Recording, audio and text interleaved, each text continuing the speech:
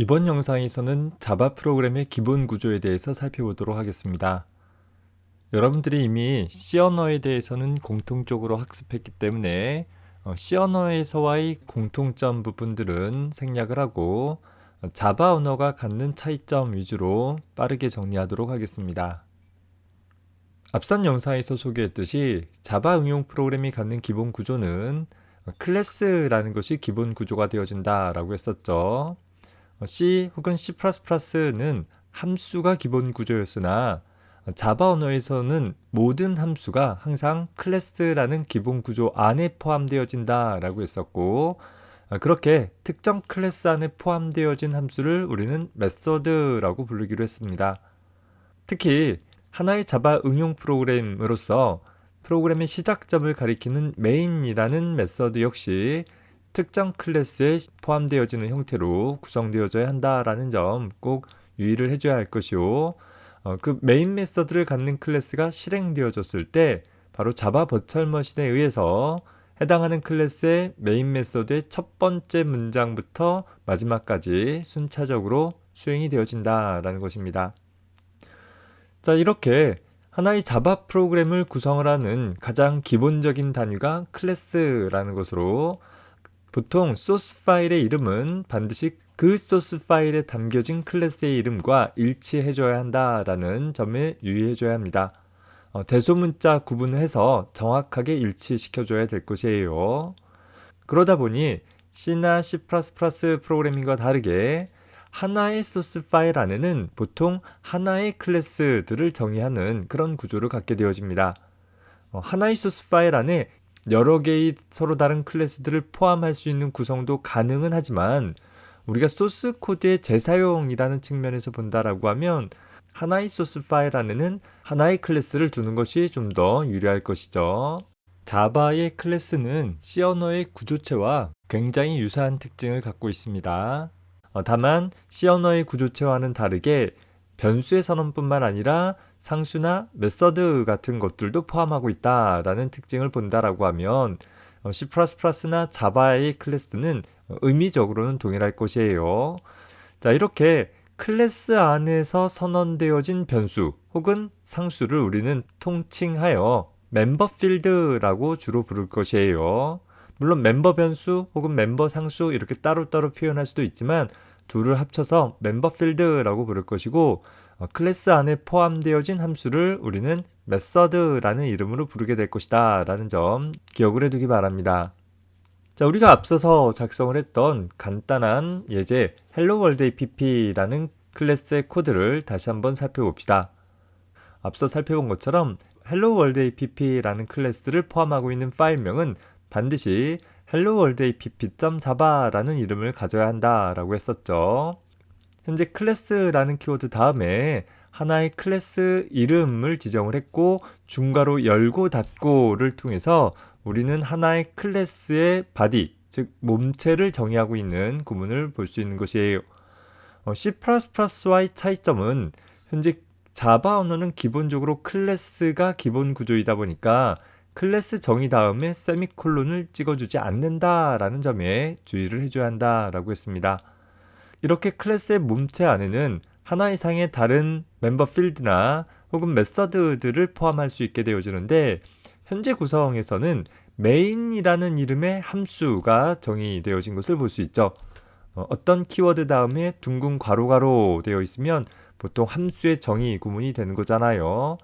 따라서 이 main이라는 함수의 몸체가 바로 여기 중괄호서부터 여기 중괄호까지 해당이 될 것이에요.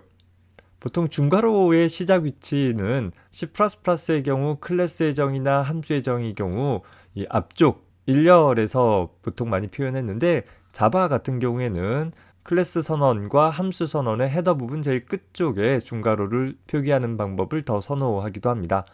이 부분은 강제화되어진 상황은 아니고 프로그래밍 스타일에 따른 것이니까 참고하기 바랍니다. main이라는 함수는 현재 이런 형태의 매개 변수를 갖는 것이고 이런 형태의 반환 자료형을 갖는구나 라는 것을 유추해 볼 수 있을 것이에요. 물론 그 앞에 있는 어떤 키워드들의 의미는 뒤에 가서 다시 살펴보는 것으로 하겠습니다. 자, 그리고 이 메인 함수를 구성하고 있는 하나의 문장이 바로 이 문장이 될 것인데, 뭐 잘은 모르겠지만 프로그램을 수행한 결과로 유추해 보았을 때 요 따옴표로 둘러싸여진 헬로 월드라는 문자를 화면에 콘솔에 출력하는 그런 문장이겠구나라는 것을 생각해 볼 수 있겠죠.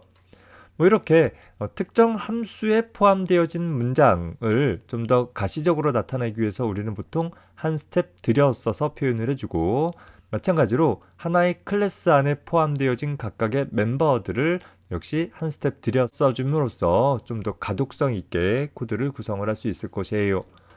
물론 C++와 마찬가지로 자바 언어 역시 들여쓰기를 강제하지는 않습니다. 따라서 들여써 주거나 말거나 프로그램이 컴파일 되어져서 실행되어지는 데는 전혀 영향을 미치지는 않아요. 자, 그러나 이 소스 코드를 유지보수하기 위해서 살펴봐야 할 프로그래머, 즉 우리 사람들을 위해서 좀 더 소스 코드는 가독성 있게, 즉 보기 좋게 표현을 해주는 것이 바람직한 선택이 될 것입니다. 자, 이 소스 코드의 각각의 부분들을 조금 더 세부적으로 살펴보려고 합니다. 현재 이 소스 코드에는 여러 가지 키워드나 식별자들이 나타나는데, 자, 보통 프로그래밍 언어에서 키워드라고 한다면 컴파일러에 의해 미리 예약되어진 단어들을 가리키죠. 반면에 식별자라고 하면 각각을 식별하기 위한 고유한 이름을 가리킨다라고 생각을 해주면 되겠어요. 자, 이 코드에서 키워드라고 한다면 현재 public, class, 또 public, static, void와 같은 것들이 키워드에 해당하는 것입니다. 즉 얘네들은 문법적으로 고유한 의미를 갖고 있고, 따라서 컴파일 타임 때 컴파일러에게 얘는 어떤 의미를 지닌 것이다 라는 것을 내부적으로 지정할 때 사용되어지는 그런 단어들이다 라는 것이죠. 자, 반면에 Hello World app라든가 혹은 main 혹은 string 혹은 args 혹은 system 혹은 out 혹은 println과 같은 것들은 모두 다 식별자로서 각각을 구분하기 위한 하나의 이름에 불과하다라는 것이죠. 어떤 이름은 이 프로그램 소스 코드를 작성한 내가 부여한 이름인 것도 있고, 또 어떤 이름은 자바 API를 통해서 제공받는 어떤 기능을 사용을 하기 위한 클래스 이름이나 혹은 객체 이름 혹은 메서드 이름 같은 것들이 있을 수 있다라는 것이에요. 자, 그래서 우리는 자바에서의 키워드와 식별자들을 조금 더 살펴보려고 하는데, 기본적으로 자바에서 사용되어지는 키워드들은 다음과 같은 것들이 있습니다. 일반적인 프로그래밍 언어에서 사용하는 키워드들과 거의 유사한데, C++에서는 사용하지 않는 키워드들이 좀 다소 추가가 되어 있어서 좀 생소한 부분들이 있을 것이에요. 특히 여기서 const나 goto 같은 경우는 사실 자바 언어에서 사용되어지는 문법적인 표현들은 아니에요. 하지만 C++ 같은 다른 프로그래밍 언어에서 굉장히 많이 사용되어질 수 있었던 키워드들이기 때문에 혼란을 방지하기 위해서 역시 자바에서도 키워드로 등록이 되어져 있습니다.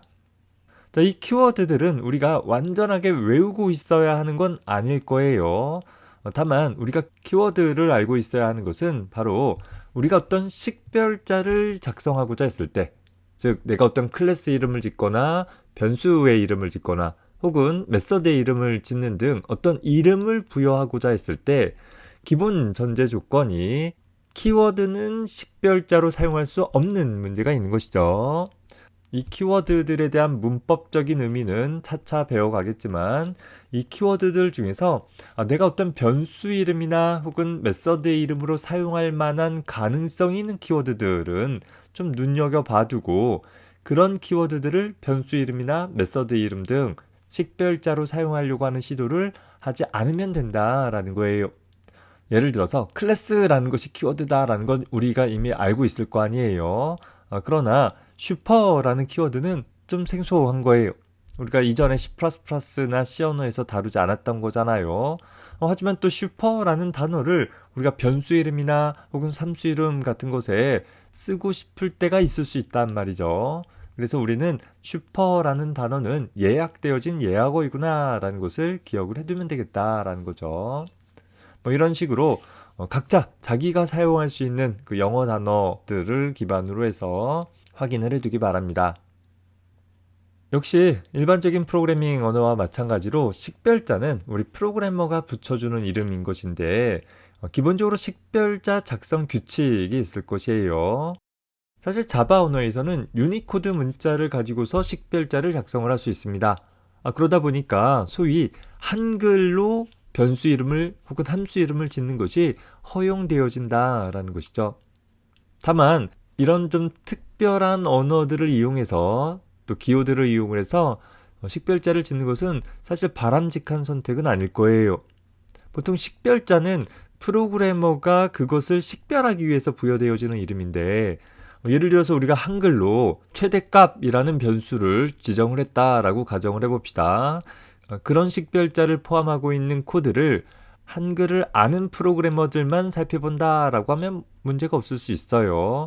하지만 글로벌한 시대, 특히 최근에 보면 오픈소스 같은 개념들이 활성화되어짐에 따라 내가 작성한 소스 코드를 나만 보는 것이 아니라 여러 프로그래머가 같이 협업해가는 형태로 코드를 작성할 수도 있는 것이죠. 이런 경우에 보면 이렇게 한글로 작성한 식별자는 다른 나라의 프로그래머에게는 식별되어지기 어려울 수 있는 그런 형태가 될 수 있다라는 것입니다. 특히 최근에 보면 우리 지구상에 재난이 일어날 것을 대비해서 우리가 사용할 수 있는 오픈소스 코드들을 이렇게 북극의 지하기지에다가 일부 백업을 받아놨다라고 그래요.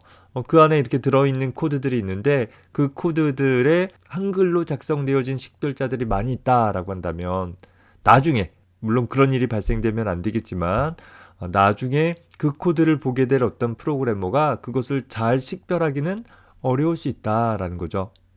한글을 무시하는 게 아니에요. 한글을 사용하는 프로그래머의 수가 적기 때문에 더 많은 프로그래머들 사이에 작성한 소스 코드를 좀 더 쉽게 이해할 수 있도록 하기 위해서는 가급적이면 영문자 알파벳과 숫자의 조합을 가지고서 식별자를 작성하는 것이 좀 더 바람직한 선택이 될 것입니다. 다만 앞서서 얘기했듯이 키워드는 이미 예약되어진 단어이기 때문에 키워드는 절대 식별자로 사용할 수 없다라는 점 유의해줘야 할 것이고 더불어서 식별자는 엄격하게 대소문자를 구분을 한다라는 것이에요. 특히 숫자가 식별자 내부에 포함되어질 수 있지만 식별자의 첫 번째 문자는 반드시 숫자가 아닌 문자가 와야 한다라는 점 유의해줘야 될 것이고 대부분의 기호 문자들은 공백을 포함한 기호 문자들이나 특수 문자들은 식별자 내부에 포함되어질 수 없다라는 것이에요. 예를 들어서 A 더하기 B라는 이름이 가능하다라고 한다라고 하면 그게 A 더하기 B라는 하나의 이름인지 아니면 A라는 이름과 B라는 이름의 변수들을 더하라라는 연산문인지를 식별하기가 어렵게 되는 것이죠. 이런 이유로 기호 문자들은 기본적으로 식별자에 포함되어질 수 없고 다만 언더스코프라고 해서 밑줄 문자 있죠. 혹은 $사인이라는 문자 있죠. 이 문자는 식별자로 포함되어질 수는 있다라는 거예요.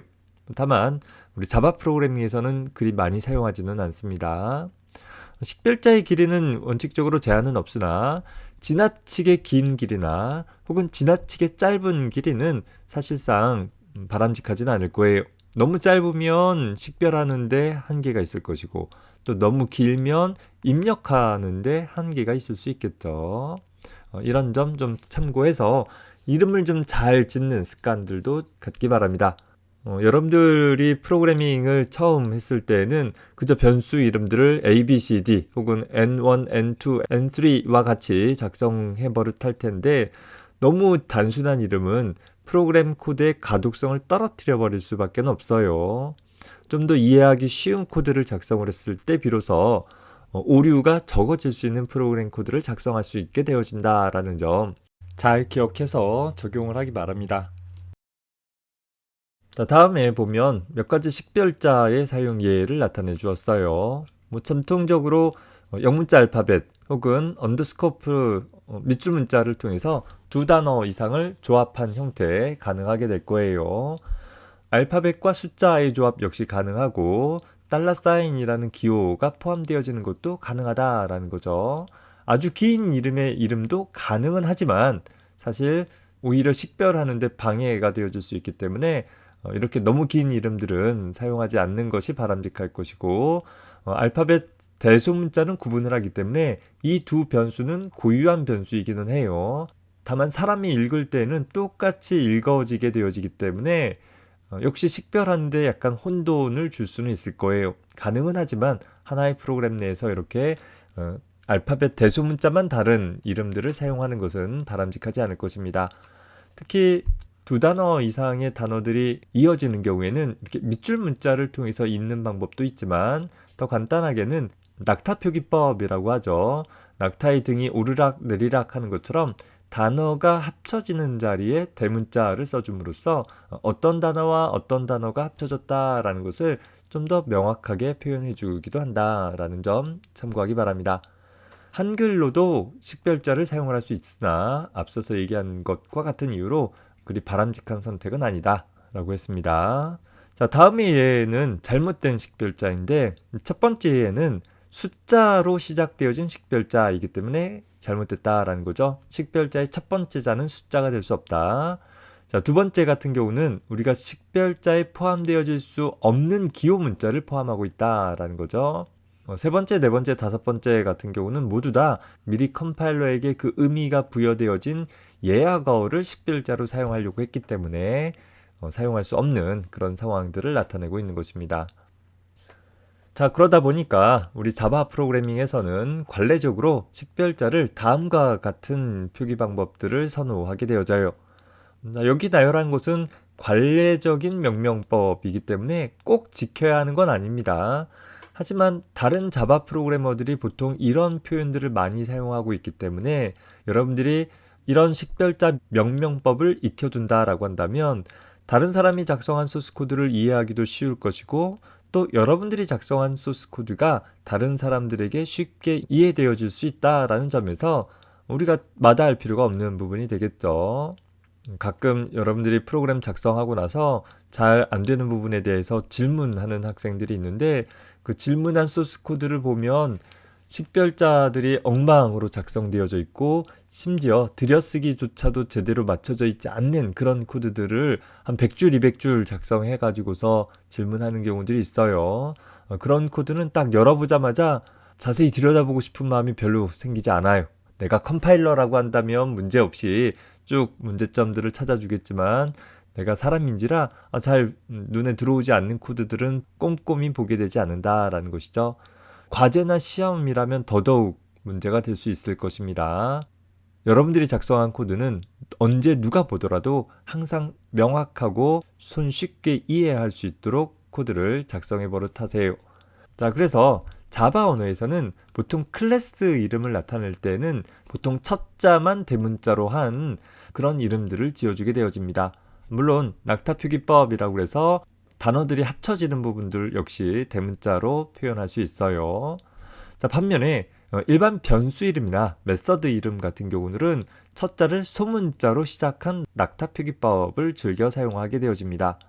다시 말해서 우리가 어떤 이름을 딱 봤는데 첫 자가 대문자이면 얘는 클래스 이름이구나 라는 것을 직관적으로 알 수 있는 것이고 첫 자가 소문자이면 얘는 클래스 안에 포함되어져 있는 멤버의 이름이구나 라는 것을 명확하게 할 수 있다라는 거예요.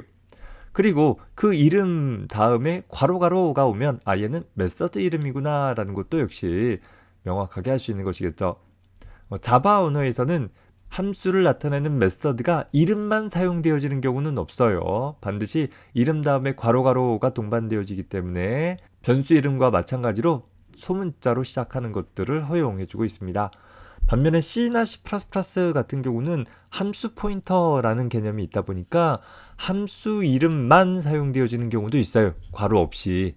그래서 보통 C나 C++에서는 함수 이름도 첫 자를 대문자로 즐겨 사용하기도 한다라는 점 참고 삼아 봐두기 바래요. 자, 더불어서 일반 변수와 다르게 상수라는 것은 값을 새로운 값으로 바꿀 수 없는 성질의 데이터인 거잖아요. 그러다 보니까 상수들은 보통 전부 다 대문자로 표현해 줌으로써 변수명과 구분해 주게 되어지는데 역시 두 단어 이상이 합쳐진 상수인 경우에는 낙타 표기법의 반대로 단어가 합쳐지는 부분만 소문자로 쓰는 것은 좀 뭔가 어색하고 눈에 잘 안 들어와요.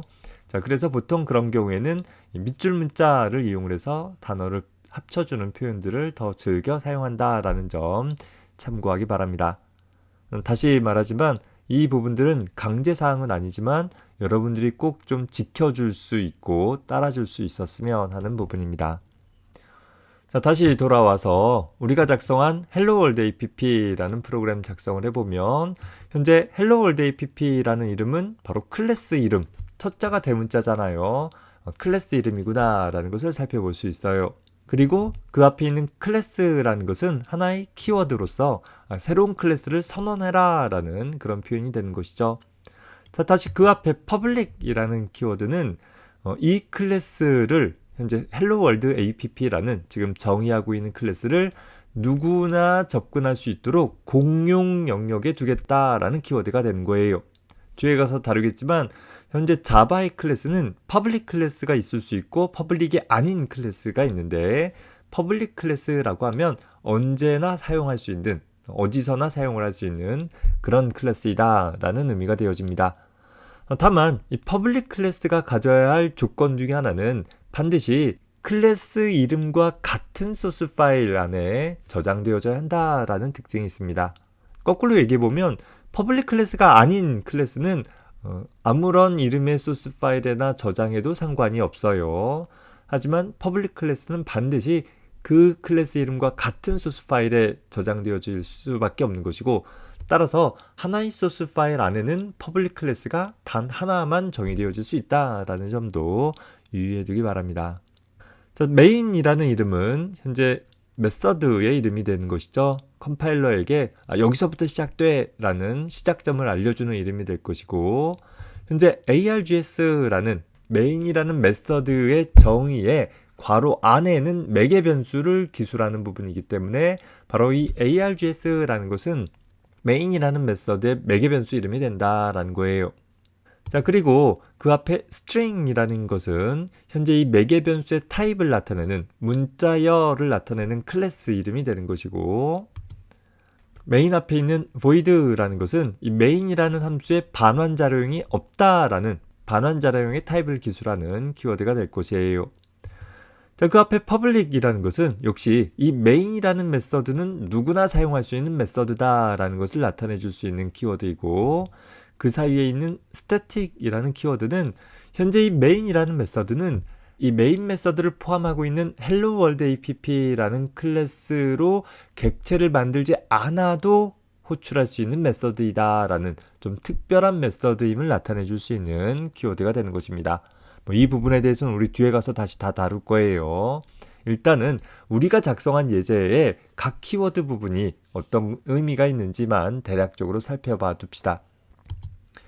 자, 그리고 보면 우리가 수행하고 있는 문장 system.out.println 이라는 부분이 있는데, system이라는 것도 하나의 식별자예요. system이라는 클래스를 나타내는 것이고, out이라는 것은 system이라는 클래스에서 제공하고 있는 객체의 이름이에요.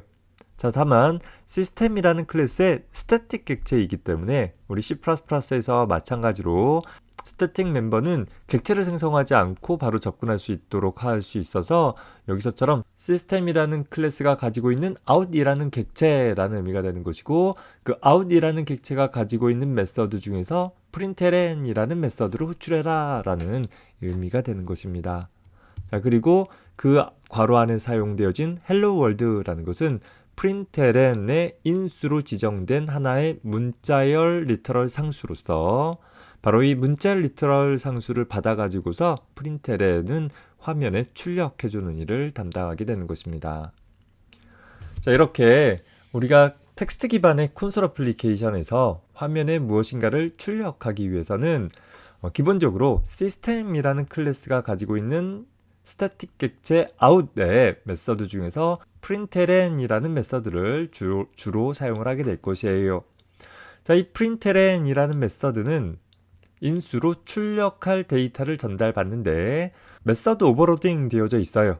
여러분들 C++에서 배웠었죠. 다중정의된 함수이다 라는 것입니다. 즉 같은 이름으로 제공되어지나 서로 다른 데이터를 받을 수 있도록 다중정의되어 있어서 문자열을 받으면 문자열을 출력하고 정수를 받으면 정수를 출력하고 아무것도 안 받으면 그냥 빈 줄만 출력해주는 그런 함수가 되어져요. 물론 각각의 데이터를 출력했을 때는 지정한 인수의 내용을 출력하고 자동으로 줄바꿈 처리를 수행을 해준다라는 특징이 있는 것이죠. print line이라는 그런 이름을 갖고 있구나 생각해 주면 되겠어요.